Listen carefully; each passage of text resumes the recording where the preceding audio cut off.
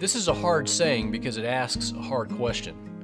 Jesus shares a challenging teaching, and a lot of his followers abandon him over it. It says in the gospel today they no longer went with him. And so Jesus looks at his closest disciples and he asks them, will you also go away?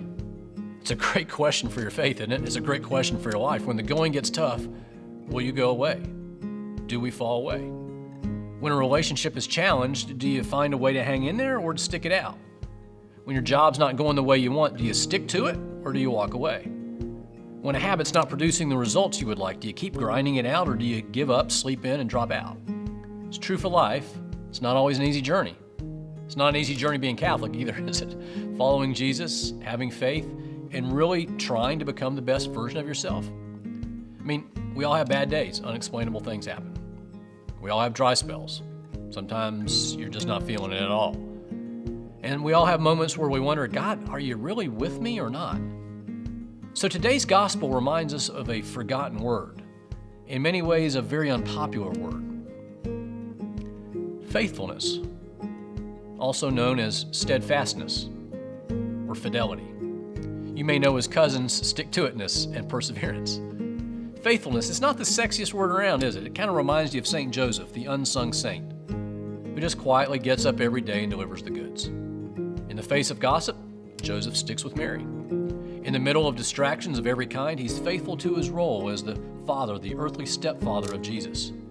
Even when the family's facing danger from King Herod, who's trying to kill Jesus, Joseph is steadfast, protector, defender, faithful. Joseph has a single-mindedness.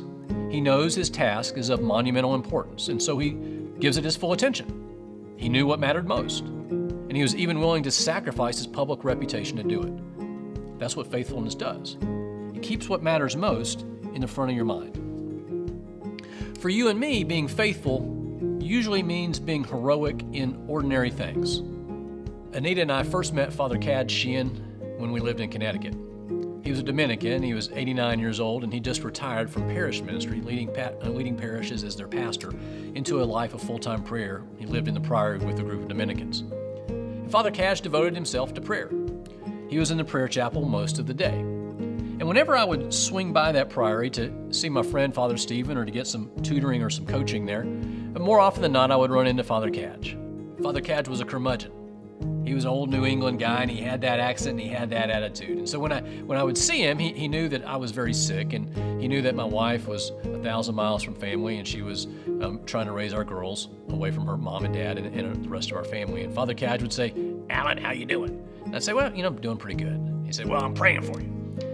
And I knew that when Father Cad said, I'm praying for you, that he really meant it, because his was a life of prayer. He was a pole star of faithfulness. In fact, the parish secretary knew that if somebody called the priory in the middle of the night or on Christmas morning with an emergency, she knew to call Father Cad. Even at 89, he would still be ready, willing, and excited to go. In any emergency, at any moment, faithful. Father Cad was faithful in every way. He was still wearing the clothes that he'd acquired in 1950 because those clothes were good enough for him. He knew that the parish would give him enough food.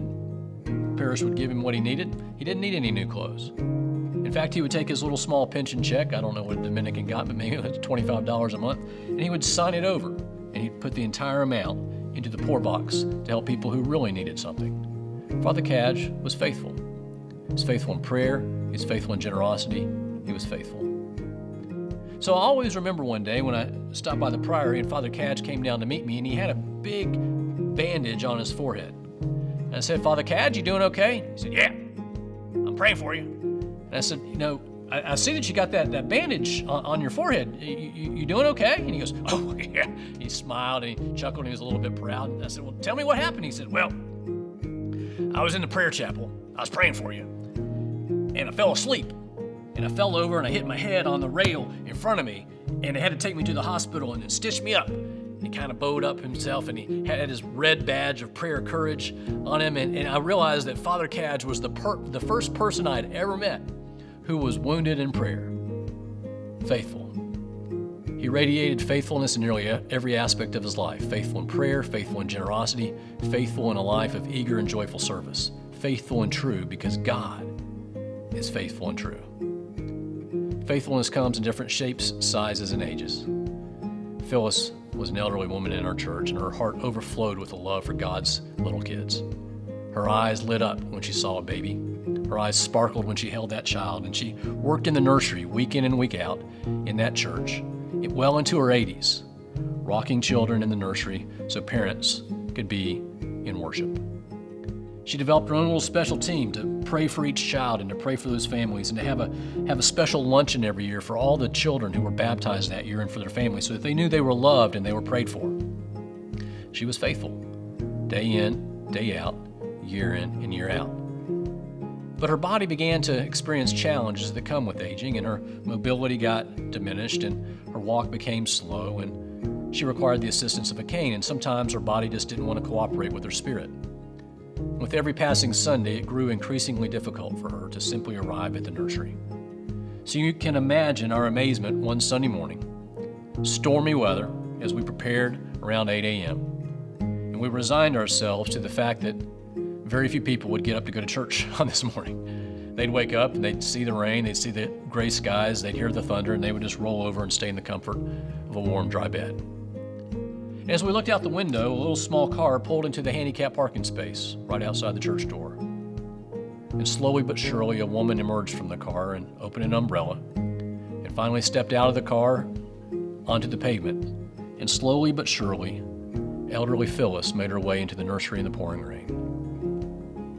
She knew her calling. She loved God and she loved God's children, and she never considered anything else. It was right there before our eyes. Phyllis was displaying every bit of the best version of herself. In pain, in the rain, devoted to love, devoted to God. Faithful. Faithful.